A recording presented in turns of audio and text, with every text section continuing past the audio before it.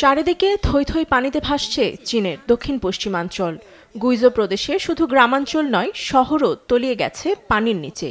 আবাসিক ভবন, শিক্ষা প্রতিষ্ঠান, এমনকি শপিং মল পর্যন্ত ডুবে গেছে। এমন পরিস্থিতিতে ৮০,০০০ মানুষকে নিরাপদ স্থানে সরিয়ে নেওয়া হয়েছে। পাহাড়ি অঞ্চলে ব্যাপক বর্ষণের কারণে সৃষ্টি হয়েছে কাদার স্রোত। আবাসিক ভবন, এমনকি সড়কেও বন্ধ রয়েছে চলাচল।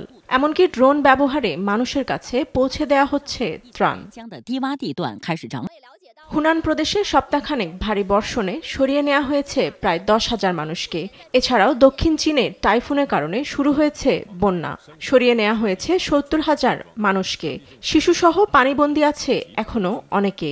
তাদের উদ্ধারে কাজ করছেন উদ্ধারকর্মীরা।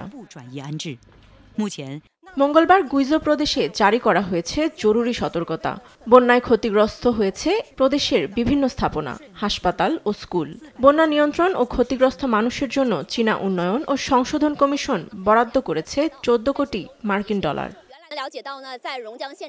ফাতেমা তাসনিম, নিউজ ডেস্ক, দেশ টিভি।